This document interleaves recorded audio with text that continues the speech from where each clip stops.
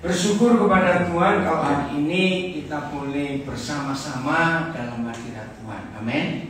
Untuk kita boleh belajar mengenal hati Bapa lebih dalam lagi. Kata menyembah, ya, buat kita yang mengaku Kristen, khususnya yang Kristen Pentakosta karismatik, ya, karena yang lain itu enggak agak jarang mendengar kata menyembah. Nah, buat kita kata menyembah itu tidak asing lagi, betul? Tapi kalau kita tidak mengerti dengan sungguh-sungguh apa itu kata menyembah, maka menyembah itu hanya sebuah aktivitas atau ritual keagamaan saja. Padahal tidak. Menyembah itu ternyata bukan sebuah aktivitas keagamaan. Ya, kalau kita mendengar kata menyembah, langsung bayangan kita duduk sendiri, pegang gitar dan bisa main gitar. Ya, lalu nyanyikan satu lagu atau duduk berapa orang, lalu ada yang angkat tangan, ada yang bahasa roh dan sebagainya. Tidak salah. Tapi kalau menyembah cuma sebuah aktivitas seperti itu, maka kita salah. Kenapa? Berarti kita harus punya waktu tertentu di tempat tertentu. Padahal Papa minta, kita ingat 1 Tesalonika 5, berdoalah tanpa putus-putus, berdoa senantiasa. Nah, kalau kita pakai hukum itu, berarti penyembahan kita akan terus terganggu dengan semua tanggung jawab dan aktivitas kita. Nah, maka itu menyembah itu bukan aktivitas. Lalu apa? Tolong catat yang belum pernah tahu supaya hari ini tahu. Masih ingat ketika perempuan Samaria itu berjumpa Tuhan Yesus. Nah, karena dia seorang yang beragama, maka itu pertanyaannya, loh, nenek moyang kami mengajar kami menyembah Tuhan di Gunung Samaria. Tapi kenapa kalian orang Yahudi mengajar kami menyembah Tuhan di Gunung Yerusalem, di Bait Suci? Masih ingat jawaban Tuhan Yesus? Hai perempuan, akan tiba saatnya bahwa orang tidak menyembah aku di gunung ini dan di gunung itu. Kalau saya pakai istilah zaman sekarang, hai murid-muridku, hai anak-anak Bapa di surga, aku berkata, maafkan saya, kamu tidak akan menyembah aku di gunung Katolik, di gunung Protestan, di gunung Pantekosta, di gunung Baptis, gunung Advent. Nah, di sini kita menemukan ternyata gereja sebagai institusi agama yang membuat penyembahan kita jadi kacau. Lalu di mana? Tuhan Yesus menjawab, kamu akan menyembah Tuhan dalam, ayo masuk lupa, dalam roh dan kebenaran. Dan perhatikan Yohanes 4, rohnya itu huruf kecil, bukan dalam Roh Kudus, berarti roh kita. Nah, kita melihat 1 Tesalonika 5:23 itu satu-satunya tulisan di seluruh dunia. Saya ulangi, 1 Tesalonika 5:23 adalah satu-satunya tulisan di seluruh dunia yang memberitahu bahwa manusia itu terdiri dari 3 bagian. Semoga Tuhan damai sejahtera menguduskan kita seluruhnya. Nah, seluruhnya itu bukan semua kita, seluruh hidup kita. Dan semoga apa satu? Rohnya duluan, baru jiwa dan tubuhmu, tubuh kita terpelihara sempurna dengan tak bercacat pada kedatangan Yesus Kristus Tuhan kita. Saya ulangi, inilah satu-satunya tulisan di seluruh dunia yang memberitahu bahwa manusia itu terdiri dari 3 bagian. roh, jiwa, dan tubuh. Ini kalau di Zoom yang Facebook, Instagram, ya di Zoom-nya enggak. Ya, jelas ya?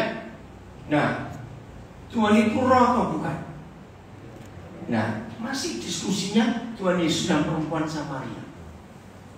Coba lihat Yohanes 4 ayat 24. Bisa nggak? Yohanes 4 ayat 24. Siapa Tuhan kita? Supaya kita mengerti menyembah itu apa.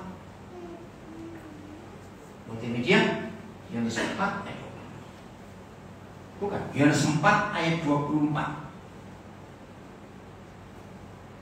Nah, Tuhan itu siapa? Roh. Karena Tuhan nggak punya fisik. Kenapa, Bi? Karena Tuhan tuh nggak punya tubuh kayak kita. Tuhan pun nggak punya darah, nggak punya jiwa. Dia hanya roh. Tuhan itu roh. Dan barang siapa apa? Nah, saya ganti dengan yang tepat. Kata menyembah, tolong yang baru tahu hari ini sudah tulis supaya tahu. Ternyata kata menyembah itu bukan aktivitas keagamaan dan bukan ritual keagamaan.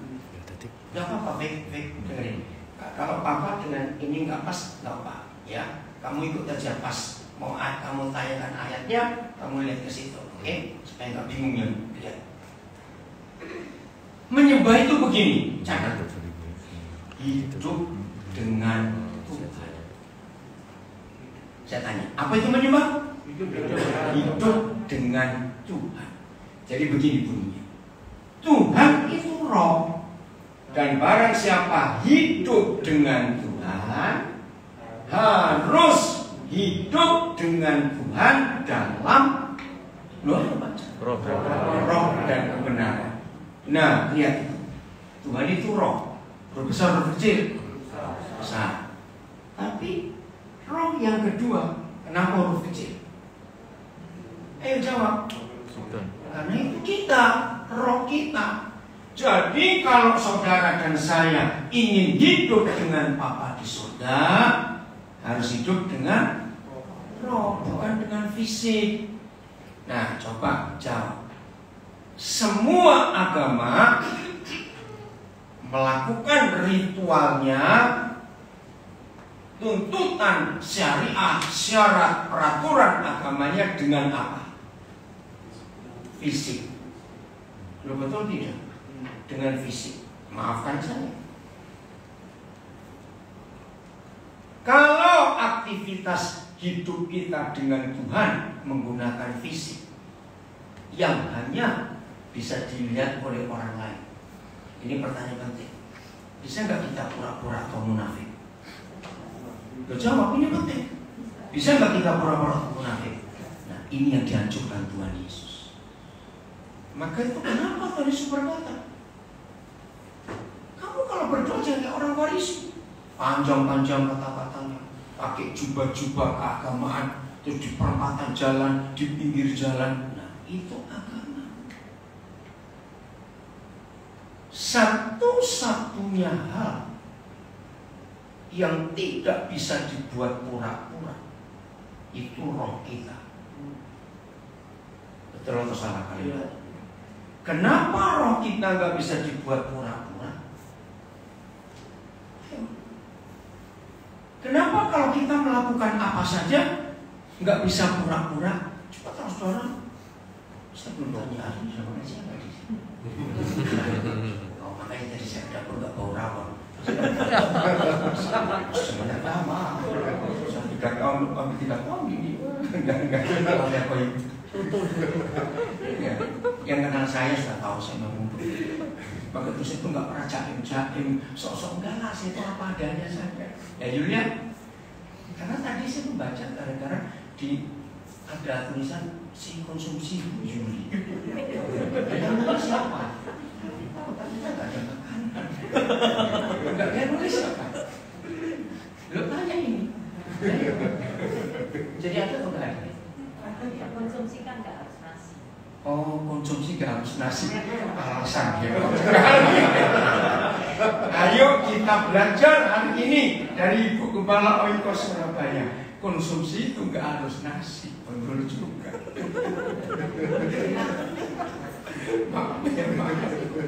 Nah ini loh saudara. Soto. Apa? Soto. Jadi nggak pakai nasi. Maka itu saudara, agama itu penuh kemunafikan, betul apa saudara? Ya. Agama itu penuh kepura-puraan.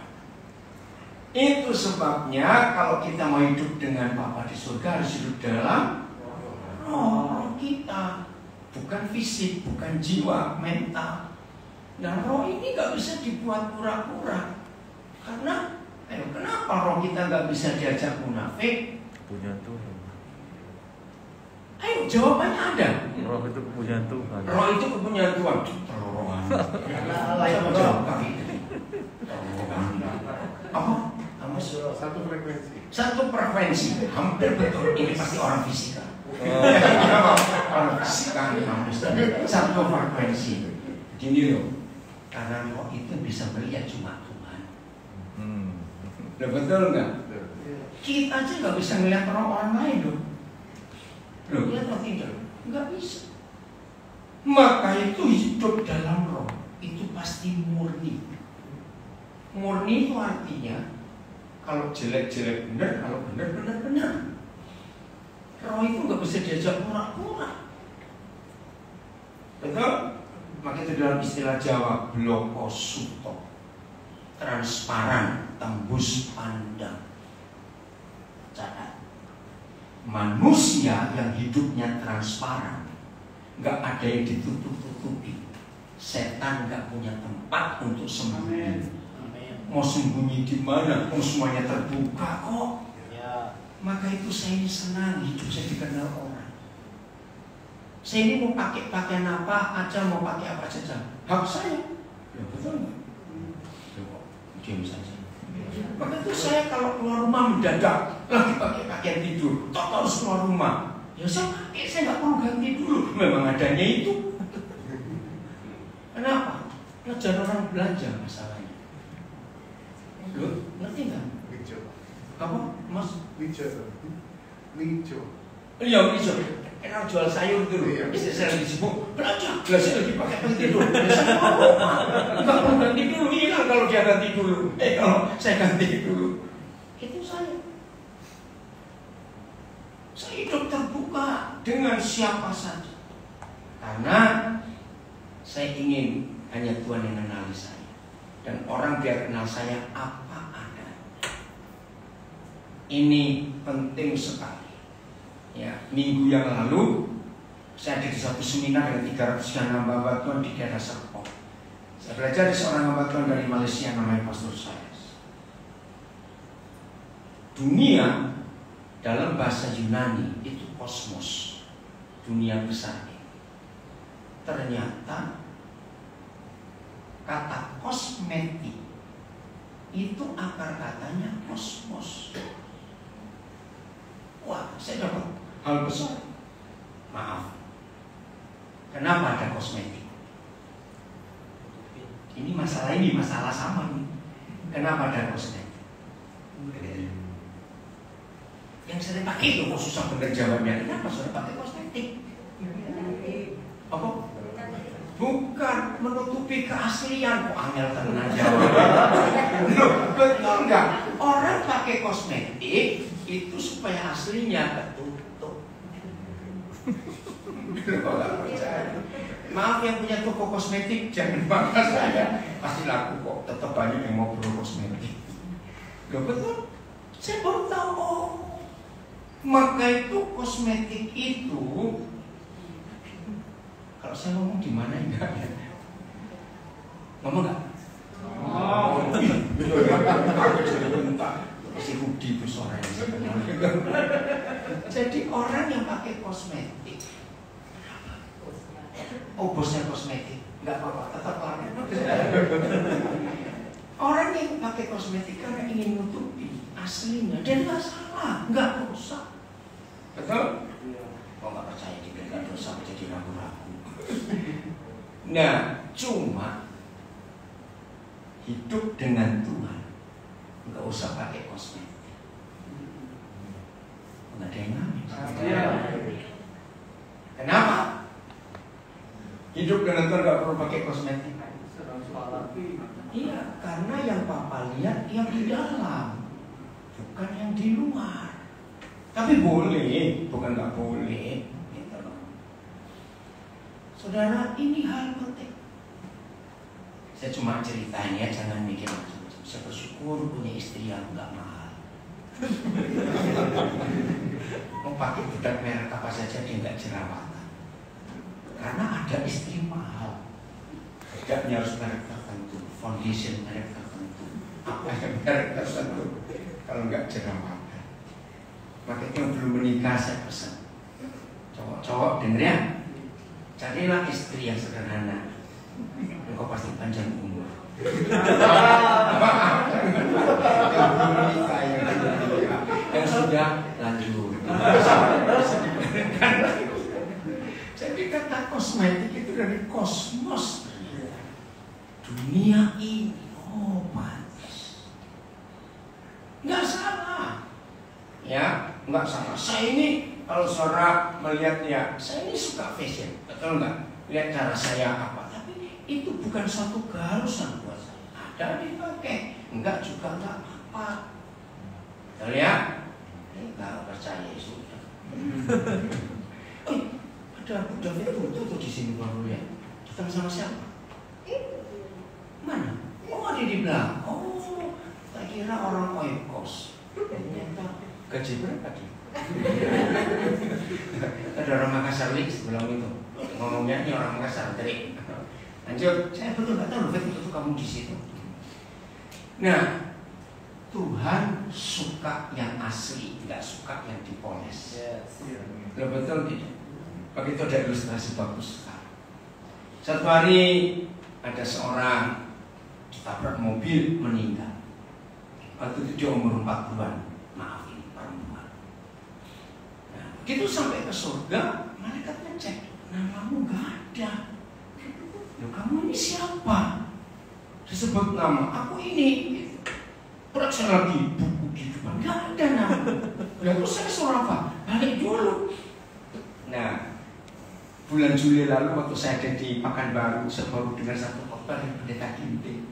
Ternyata ada beda dipanggil Tuhan dan menghadap Tuhan. Keren nggak beda itu? Pernah tahu nggak? Saya baru tahu semua. Kalau dipanggil Tuhan itu sudah waktunya. Kalau menghadap belum waktunya, nongol. Betul juga ya, ngomong. Nah, rupanya perempuan ini menghadap. Kenapa di Zoom ada suara apa ini? Oke. Nah, rupanya menghadap. Namamu nggak ada. Terus gimana? Ya balik dulu. Balik lagi. Enggak, karena dia punya kesempatan hidup lagi. Enggak tahu ide dari mana. Dia cari salon dokter operasi plastik. Wah, operasi plastik keren dia. Gak ditulis di ilustrasi itu. Mati lagi benar kali ini. Gitu. Masuk ke surga. Loh, namamu ada, tapi orangnya bukan kamu. Hebat juga. Loh, namanya ada, tapi orangnya bukan kamu. Ya, ngerti sendiri, saya juga nggak tahu akhir ilustrasi itu kayak apa. Maka itu Tuhan seneng ya, asli gitu loh ya. Udah lah, nggak usah macam-macam. Oke, haleluya. Pakai bedak beras pun nggak apa-apa. Oke, lanjut. Nah, roh kita itu nggak bisa dipoles dengan apa saja. Maaf. 77 tahun Indonesia merdeka dapat hadiah mengerikan. Berarti di dunia kepolisian. Oke, kita nggak bahas tentang pribadinya, tapi itu bisa terjadi dengan kita. Dan kali ini gereja pun sedang diuji. Pelakunya hampir semua Kristen. Dan jejak digitalnya kelihatan. Ini orang aktif ke gereja, suka nyumbang. Bayang. Maka itu cuma sebut nama itu. Karena kita pun bisa melakukan seperti itu. Betul nggak saudara? Karena kita juga manusia. Nah, di sini kita melihat satu-satunya yang nggak bisa dipoles adalah roh kita. Maka itu Tuhan lebih mengutamakan roh ini. Jadi sekali apa kata menyembah? Menyembah itu apa tadi coba? Hidup dengan Papa. Nah, Papa maunya genuine, asli, gak usah ditambahin macam-macam. Nah, kalau kita melihat ayat ini, maaf saya cuma tanya, berarti buat Papa penting gak ritual keagamaan, aktivitas secara fisik? Tidak. Tidak. Karena di balik ritual kita, kemungkinan besar itu munafik. Iya toh? Maka itu Papa nggak pernah pusing dengan fisik ini. Ingat ketika Samuel sampai ke rumah Isai, 7 anaknya dimunculkan semua, dan 3 yang pertama Samuel kagum, wih keren, maco ini, wih cocok nih jadi raja, wih gempal badannya, waduh cakep perawakan. Pas ingat Papa bilang apa? Sam, kamu melihat yang luar, aku melihat yang dalam. Ini yang Tuhan cari, yang Tuhan minta untuk terjadi di dalam hidup kita. Dahsyat ya? Maka itu dalam tiap hari. Ini yang Tuhan cari. Tulus nggak? Murni nggak? Jernih nggak? Mazmur 73 ayat 1. Kalau ada di antara kita yang berapa hari terakhir itu ngeluh, komplain, ungkit-ungkit kepada Tuhan, nyalakan Tuhan. Tuhan kenapa begini, kenapa begitu? Kenapa pada orang itu begini begitu? Kenapa pada aku begini begitu? Misalnya, ini jawaban. Mazmur Asaf. Sesungguhnya Tuhan itu bagaimana? Tidak untuk semua orang. Hanya yang khusus bagi mereka yang tulus hatinya, bagi mereka yang bersih. Nah, setiap kali ada orang yang ngeluh dan mungkin-mungkin, kenapa Tuhan begini? Masa Tuhan lupa saya? Saya ini rajin memberi perpuluhan, persembahan saya itu luar biasa. Saya ini rajin doa puasa, saya ini pelayanan aktif, saya ini hafal ayat Alkitab. Tapi kenapa seperti itu nggak baik kepada saya? Maka hari ini jawabannya, Tuhan hanya baik kepada orang yang tulus hati dan bersih. Sekali lagi, siapa yang bisa menilai ini? Tuhan. Tidak ada manusia lain selain Tuhan. Yeremia 19 ayat yang ke-10. Yeremia 19 ayat 10, luar biasa.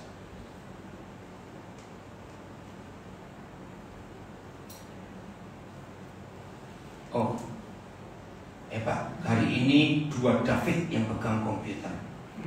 Jadi yang multimedia David King atau David Alexander?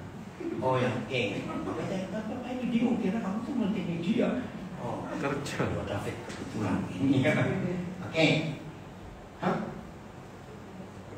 Oh, saya salah. Yeremia 17. Ya, Yeremia 17, maaf. Maaf, Papa salah. Ayat 10.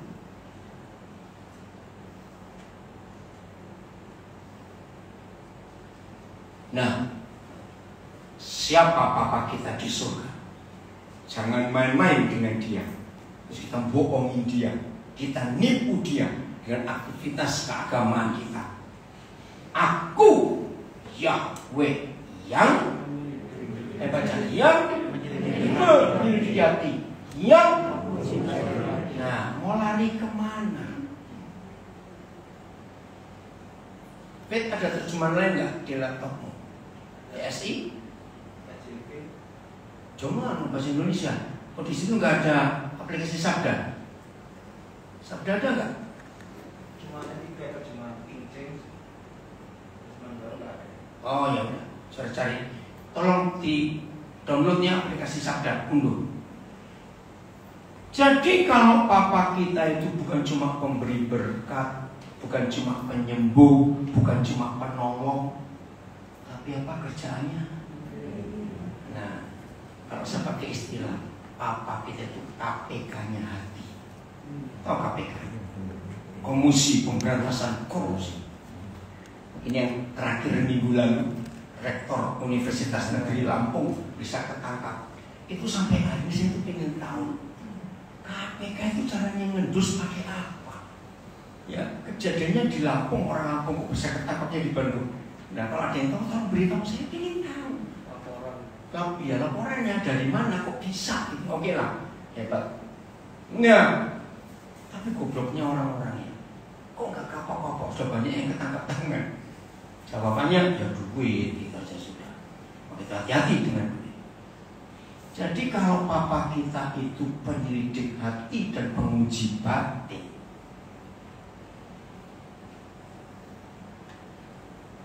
ada yang bisa menyembunyikan sesuatu di hati dan batinnya?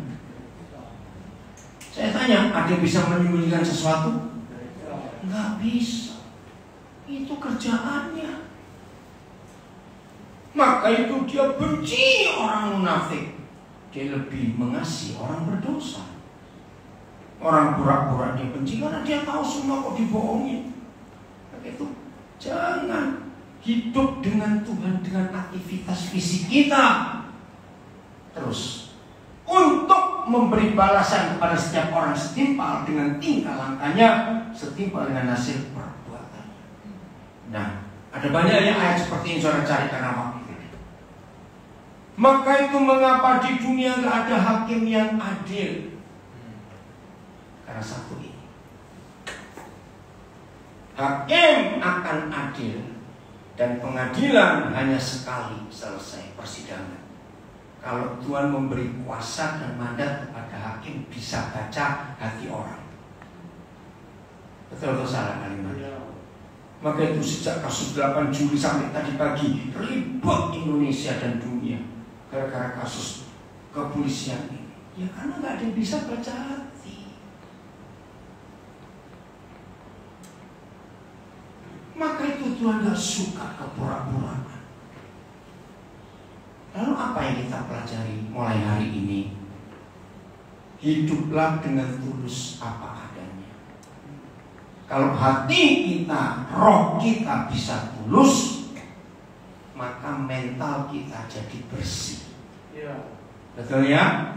Gak ada pikiran aneh-aneh, gak ada pikiran jahat, gak ada pikiran licik. Hati pun, karena mental itu perasaan, pikiran, kemauan, semuanya bersih. Nah kalau roh kita sehat, jernih, murni, bersih, maka jiwa kita juga jadi bersih dan murni. Nah kalau dua bagian kita hidupnya sudah bersih, maka fisik bagaimana? Sehat. Serius. Maaf ini saya cuma ngomong, jangan oleh kiri kanannya, jangan buka HP terus ya cermin. Maka itu kalau ada orang umur 40-an, wajah 60-an, kasihan orang. Maaf, kasihan benar. Itu karena hatinya.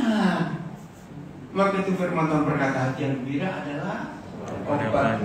Manjurnya itu yang penting. Obat yang manjur, the best medicine, karena hati. Pertanyaan terakhir, bukan obat terakhir, masih panjang dulu. Terakhir bagian hati. Maaf, jadi lupa. Oke, kalau begitu, perlu nggak kita takut terhadap seseorang atau orang lain? Ya jawab, tidak. Maka itu kalau sampai masih ada di antara saudara, mau buat apa saja, orang ngomong apa aja. Kalau orang lihat aku bagaimana, hatimu gak beres. Ada yang saudara sembunyikan. Setuju saya ngomong ini? Maka itu cara menilai hidup kita, hati kita murni bersih atau tidak. Kita lebih tergantung apa kata Tuhan atau apa kata orang. Betul? Kalau saudara selalu mengutamakan apa kata Tuhan, istilah anak muda, red orang ngomong apa. Betul tidak? Betul. Bukan berarti kita nggak boleh perhatikan orang ngomong. Kalau memang kita sedang salah dan ada memperingatkan, jangan sombong. Kita harus terima. Berarti ya ilustrasi ini. Saya tanya, capek atau tidak kalau hidup itu selalu melihat orang dulu, orang gimana. Capek.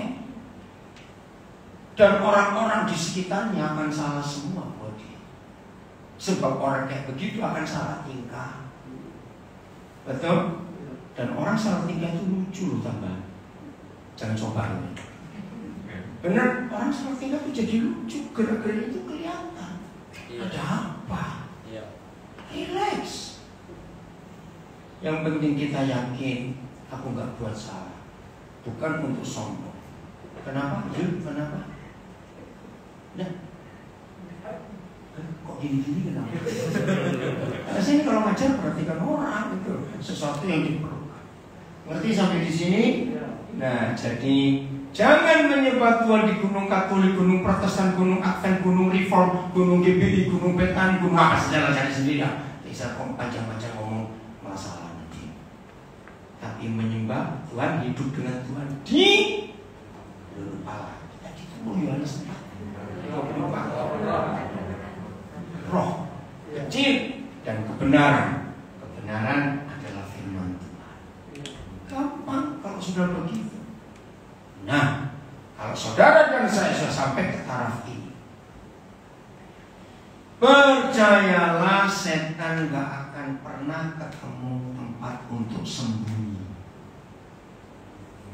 Betul tidak? Karena terbuka semua. Mau sembunyi di mana? Ini yang Tuhan cari dalam kehidupan kita. Keseriusan kita. Padahal semua itu percaya. Percaya dan tahu Tuhan gak bisa dibohongin. Lo percaya? Percaya gak? Tapi kenapa banyak? Nah, ayo hari ini kita dia mata. Indah sekali hidup yang seperti itu.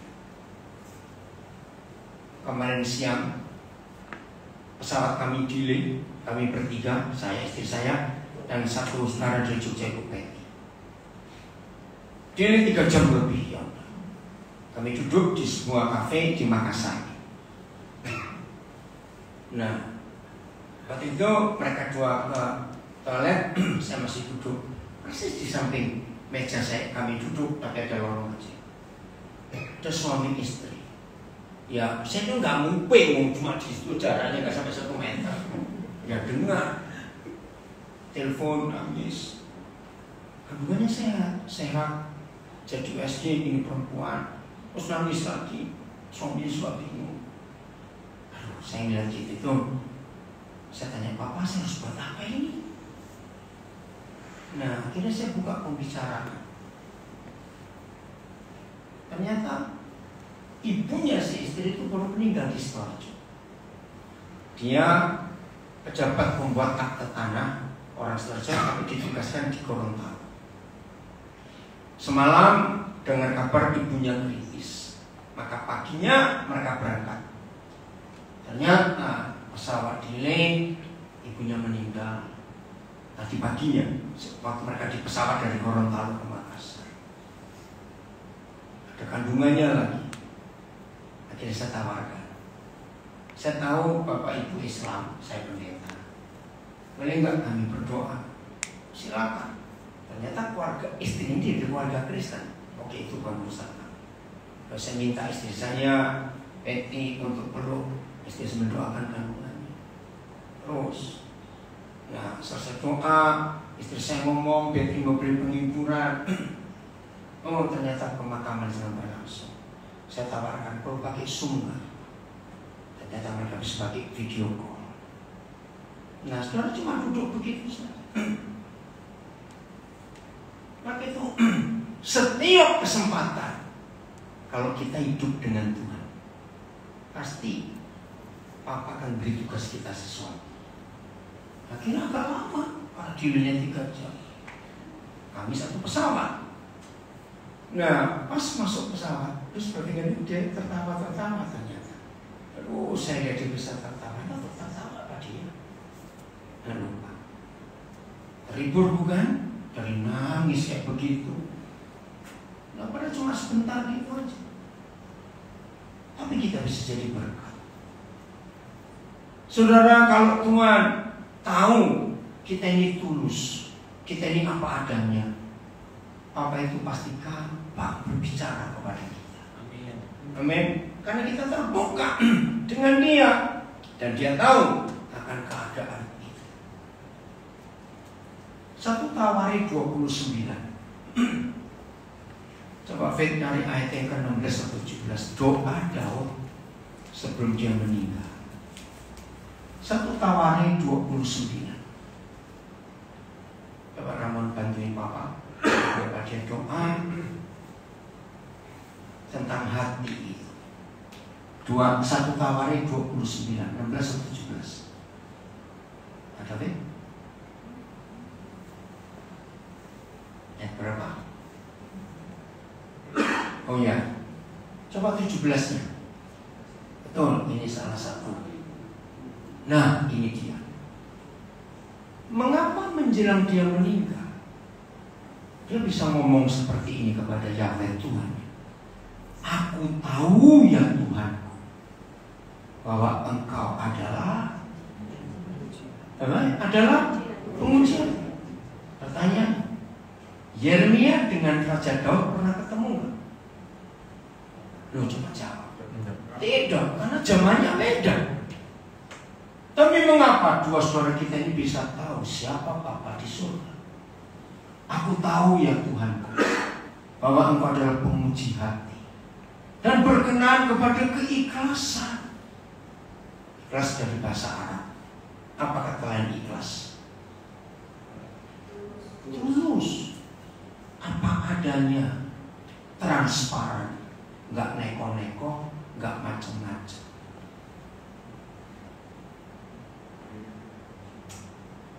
Maka aku pun mempersembahkan semuanya itu dengan sukarela dan tulus ikhlas. Dan sekarang umatmu yang ada di sini telah kulihat memberikan persembahan sukarela kepadamu dengan sukacita. Saya senang sekali melihat ini nyimak. Apri, gimana hasil operasimu? Udah baik? Nah, ini anak saya dokter.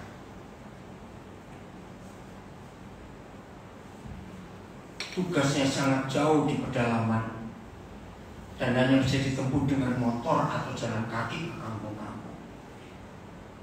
Nah, karena dia harus keliling ke puluhan kampung naik motor itu, ternyata goncangan-goncangan itu merusak bantalan tulang punggungnya yang nomor berapa? 45. Rusak. Harus dioperasi. Dari pedalaman kami satu pesawat. Saya, kami, David, Alexander, lalu dengan istrinya Apri dengan saudara lain lagi. Satu pesawat. Pesawat maaf keren, kami charter pesawat. Kan belum pernah berangkat pesawat.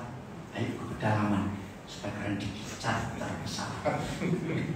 Serius itu, di Papua juga begitu, charter pesawat. Keren ya? Padahal bukan kaya ya, pas-pasan. Nah, makasih Alvin. Nah, pas mau operasi besoknya, doa saya begini. Papa, anak saya ini sakit, ini cukup bahaya. Bukan karena dia salah, bukan karena dia buat. Sesuai dengan firman yang bilang Papa, perhitungkan. Karena dia menolong banyak orang di desa-desa yang tidak ada transportasi lain. Sampai bantalan tulang punggungnya itu rusak. Dokter bilang apa hasil operasi? Aman?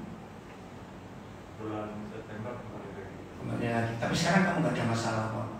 Masih ada Nyeri sedikit. Nah, saudara, kalau kita punya alasan, ya, dan Tuhan menyetujui, ketika kita mengalami sesuatu percaya. Saya masih ingat, waktu itu kami masih tinggal di Darul Harapan. Kami 9 orang akan ke Jogja. Nah, pagi waktu mau berangkat, saya sudah jauh-jauh jamnya, ya, dari Darul Harapan ke stasiun Gubeng. Tiba-tiba ada orang datang yang perlu pertolongan sama saya. Saya tahu ini, waduh, gimana ini? Nah, saya nggak bisa, yang lain saya nggak bisa minta tolong karena nggak tahu kasus ini. Akhirnya bisa, tapi mepet sekali. Waduh, di meja Sungkono macet. Secara logika, saya nggak mungkin, pasti terlambat. Waduh, yang di Gubeng, saya telepon sampai mana tunggu. Pokoknya kalian masuk dulu.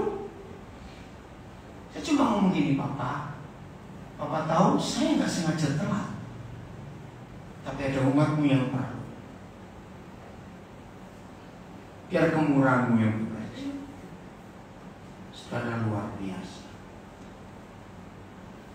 Begitu turun, saya bawa barang banyak karena barang yang mau dibawa ke Jogja ada di rumah kami itu. Panggil porter, cepat lari. Enggak sampai 1 menit, yang lain sudah ingu-ingu di pintu kereta. Di gerbong berapa cepetan begini? Ini cuma kesaksian. Nah, saya cerita kepada semua tim ini. Tuhan itu bekerja apa saja lewat motivasi kita. Betul? Nah, hebatnya yang bisa mengenal motivasi kita itu hanya diri kita dan Tuhan. Enggak ada orang yang tahu. Luar biasa. Sebulan yang lalu salah seorang anak saya, dia harus minta visa Amerika. Suaminya meninggal mendadak, masih muda, baru umur 40. Sedih sekali. Anaknya satu. Nah, sebetulnya dia itu sangat ragu untuk dapat visa. Dia dengan anaknya. Nah, pas sudah sampai kedutaan Amerika pagi itu, dia dapatnya jam 10.45. Dia telepon saya 8:30. Terus saya WA dia, WA masih saya sih. Saya doanya gini, Papa terima kasih untuk visa. Oke, cuma untuk visa buat anak saya dan cucu saya bisa ke Amerika. Saya sebutkan ada satu alasan yang mereka mau kerjakan. Nah, dia kaget waktu saya nulis di WA, terima kasih untuk visa buat mereka. Terus dia balas, Papa ini bagaimana? Belum maju, kok saya terima kasih visa? Dia sudah percaya. Kayak betul bisa dapat. Nah, Tuhan itu melihat motivasi yang gak ada orang yang tahu. Cuma kita dengan Tuhan. Amin. Inilah Bapa di surga yang luar biasa. Jadi percaya siapa Bapa di surga? Penguji hati dan berkenan kepada ketulusan, bukan kepura-puraan. Ingat kata kosmos. Jangan dunia menguasai kita. 1 Yohanes 2 ayat 15-17. Apa tuh isinya kosmos ini? Ternyata cuma 3, enggak banyak. 1 Yohanes 2 ayat 15-17.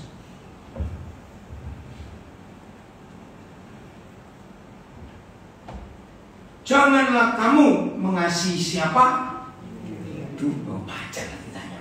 Janganlah kita mengasihi siapa? Dunia dan apa yang ada di dalamnya. Jika kita mengasihi dunia, maka kasih akan Bapa tidak ada di dalam diri kita. Nah, alasannya jelas. Dia kan cemburuan, betul? Dia nggak mau ada yang lain yang kita kasih selain dia. Maka itu kalau kita mengasihi dunia ini, kasih pada Bapa nggak ada dalam diri kita. Ayat 16. Sebab, nah ini isinya dunia. Cuma 3. Sebetulnya kalau cuma 3 gampang gak sih ngurusnya? Mental luar. Gampang gak ngurusnya? Loh saya tanya loh ini. Gampang itu jawabnya, susah benar. Kalau 10 masih pikir-pikir, cuma 3. Sebab semua yang ada dalam dunia satu. Nah, saya percaya ngerti semua kita, saya nggak usah uraikan. Semua masalah daging hawa nafsu dan keinginan mata. Ya, melihat apa pengin, lihat apa pengin, lihat apa pengin. Pasti utang wakil. Utangmu banyak kalau begitu. Pengen itu melihat mata. Serta apa itu kesombongan. Waduh, ini. Jadi isinya dunia itu cuma 3. Seharusnya gampang kita atasi. Bukanlah berasal dari Bapa, melainkan dari dunia ini. Jelas sekali. Ayat 17. Terima kasih. Dan siapa? Dunia ini. Nah ini loh, kata sedang ini ternyata artinya besar sekali. Kalau dibaca, dan dunia ini lenyap. Beda jauh, beda dikit dengan kata sedang. Ditambahin cepetan. Dunia ini sedang lenyap dan dunia ini lenyap. Beda banget. Beda banget. Hati-hati. Kalau dunia ini lenyap, ya sekalian habis. Tapi kalau sedang, proses pelan-pelan. Ayo mikir, mana lebih berbahaya, langsung lenyap atau sedang? Itu berbahaya. Kenapa berbahaya? Karena kita nggak rasa. Ngeri loh saudara. Maka itu kalau hari ini kita mengambil keputusan mau hidup dengan Tuhan, yang dalam bahasa agama artinya menyembah. Kalau hari ini semua kita termasuk yang di rumah mengambil keputusan mau hidup dengan Tuhan atau menyembah Dia. Hati adalah pusatnya. Siapa yang ada di situ? Siapa yang ada di situ? Cuma ada satu di antara 2 pilihan kita. Kebenaran atau dunia yang ada di hidup kita. Cuma itu saja. Dan dunia ini sedang lenyap. Nah, ini yang luar biasa. Enggak ditulis sedang lenyap dengan materi, gedung-gedung, mobil, berlian, emas bertonton. Enggak sedang lenyap bersama dengan uang, macam-macam, rumah, mobil. Cuma satu yang disebut sedang lenyap dengan, lu baca, keinginannya. Maka itu kalau kita tidak bisa membedakan, memilah-milah rasa ingin di hidup kita, cuma ada satu di antara 2 pilihan. Kalau kita hidup mengikuti keinginan dunia, lenyap. Tetapi baca 1, 2, 3. Tetapi orang yang melakukan kehendak Bapa tetap hidup sampai kapan? Selama-lamanya. Ya cuma 2 ini aja loh. Kalau suruh milih 1 di antara 2, gampang atau susah? Loh saya tanya lagi, gampang atau susah? Gampang sekali. Kalau suruh milih 1 di antara 10, ya itu bingung. Dunia ini sedang lenyap dengan keinginannya, tetapi orang melakukan kehendak Bapa tetap hidup selama-lamanya. Maka itu kenapa Alkitab menulis satu-satunya pergumulan Tuhan Yesus sampai keluar darah keringatnya. Dia bergumul untuk apa? Melawan kehendaknya. Bapa, bukan kehendakku, biar kehendakmu yang jadi. Itu luar biasa, saudara. Coba Matius 26 ayat 44. Ini yang saya takut lewat. Bukan takut, apa ya? Rasanya kayak apa begitu ya? Matius 26 ayat 44. Ini Tuhan Yesus. Tuhan Yesus. Yesus membiarkan mereka. Siapa mereka di sini? Iya, siapa? Cuma 3 kok. Petrus, Yohanes, Yakobus. Karena diajak jadi teman doa nggak mau.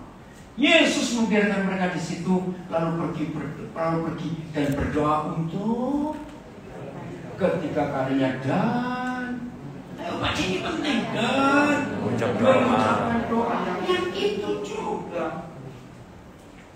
Nah, saya nangis pertama kali baca ini. Coba saya pakai pepatah bahasa Indonesia. Dengar. Kamu kok menjilat ludahmu sendiri? Itu artinya jelek atau bagus? Artinya? Kamu kok jilat ludahmu sendiri? Itu artinya? Nggak konsekuen, pelin-pelan, nggak tegas. Kita ngomongin jalan, ngomongin Tuhan Yesus. Dalam hal apa? Ingat di Matius 5 dia pernah pesan, kalau kamu sembahyang jangan kayak orang-orang Farisi, imam-imam, ngulang-ngulang kata-kata. Lu iya atau tidak? Loh, iya atau tidak saya tanya? Walaupun saudara nggak tahu ayatnya, tapi tahu bukan? Betul? Loh, kok waktu terakhir perjalanannya di dunia dia ngapain? Loh, bukan, iya dia itu menjilat ludahnya sendiri loh saudara. Maka itu saya bilang, Tuhan, apa artinya? Satu-satunya pergumulan terberat Tuhan Yesus bukan masalah uang, bukan masalah makan, bukan masalah tempat tinggal, bukan masalah pelayanan. Satu-satunya pergumulan Tuhan Yesus melawan keinginannya sendiri. Maka itu ayo kita rendahkan hati. Kalau Yesus saja bergumul untuk melawan keinginannya sendiri, apalagi kita masih doyan duit begini. Itu maksudnya. Amin. Betul nggak? Apalagi kita, aduh. Saya nangis membacanya dan mengucapkan doa yang itu juga.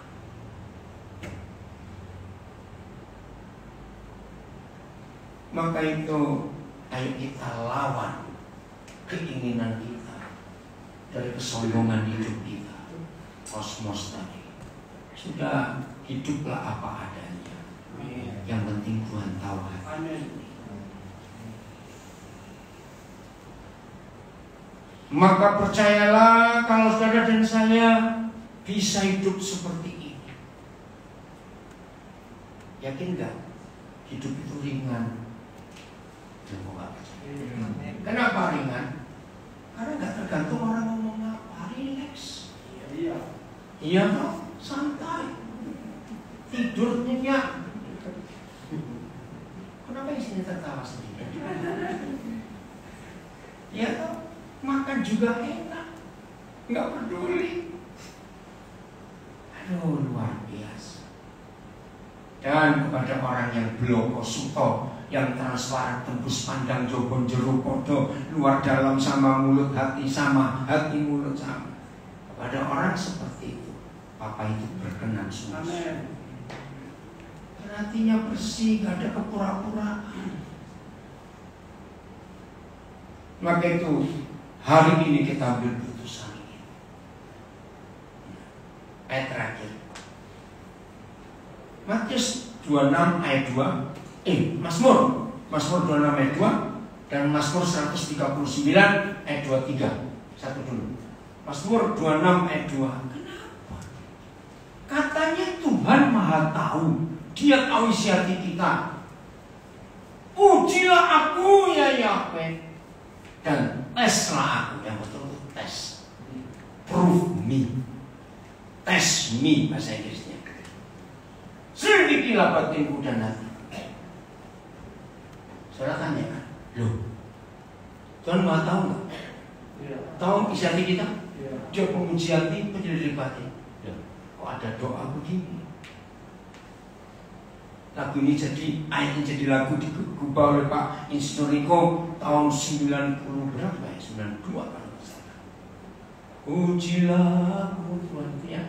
Dan ternyata sampai hari ini masih banyak loh orang bisa takut nyanyi lagu ini.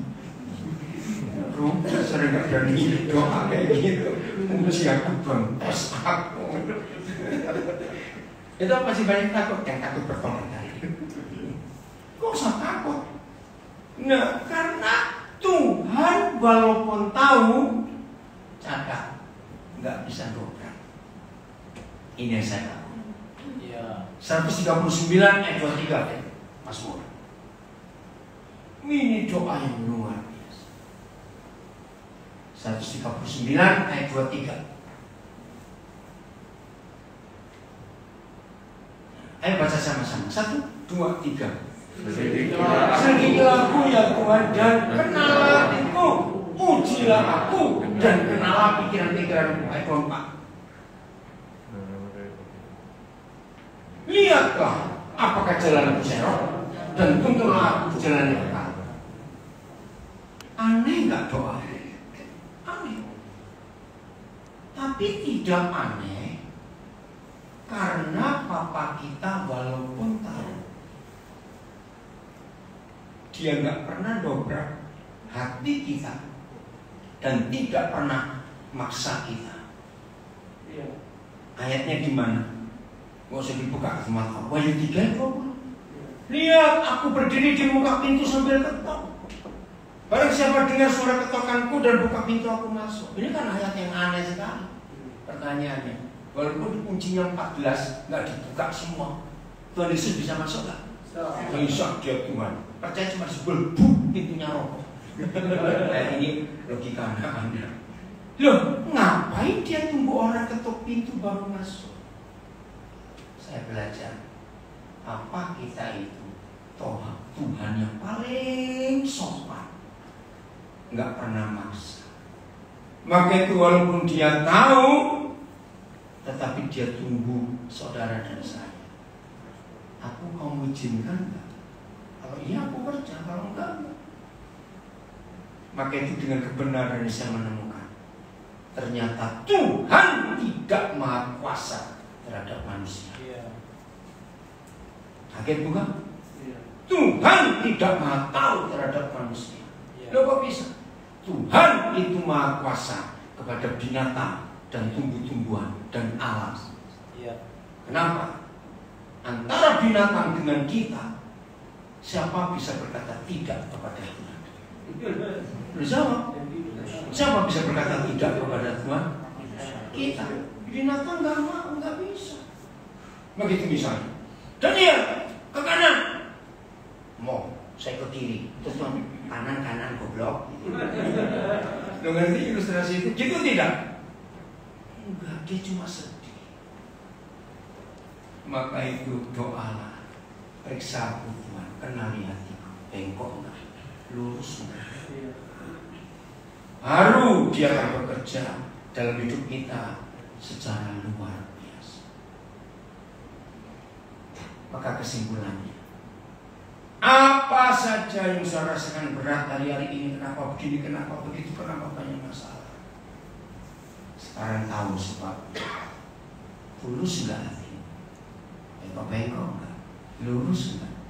Tuhan sudah beri kesempatan 100% untuk ngobrak-abrik, untuk bongkar-bongkar, aduk-aduk, udal-udal, semua isi hati dan pikiran kita. Begitu Papa di surga tahu kita memberi kesempatan, wih, dia bekerja dengan dahsyat. Disitulah baru kemahakuasaan Tuhan nyata di hidup kita. Amin. Tapi kalau kita nutup-nutupi, ya sudah, Tuhan nggak bisa apa-apa.